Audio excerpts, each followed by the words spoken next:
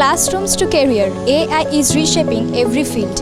At Sister Nivedita University, the Department of Law and English has organized an AI workshop to help students and faculty to understand and harness the potential of artificial intelligence.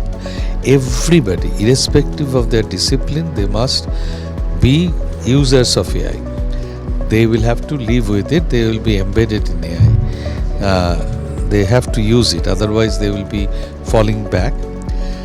Those who are willing to do research, so when everybody will have to, then the second category is who will have to learn and the AI tools and use them productively in their other works. Students who want to use AI depends on their background. So if a computer science student wants to use AI, I will advise them to learn mathematics better, learn statistics better, understand the logic part very well.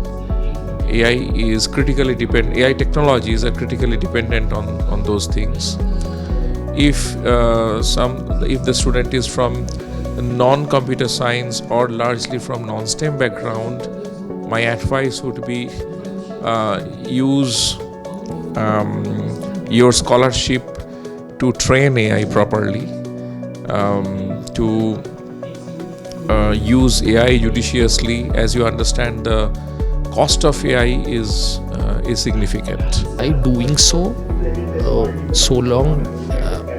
is doing so responsibly, then the answer would be that the use of AI has to be responsible. AI itself is neither responsible nor irresponsible. It's a tool. It can be used in order to make your life better. It can be used to make your life better at the cost of other people. The question is, at the end of the day, that decision, that value-laden decision, principle-based decision, is still something that only human beings can make.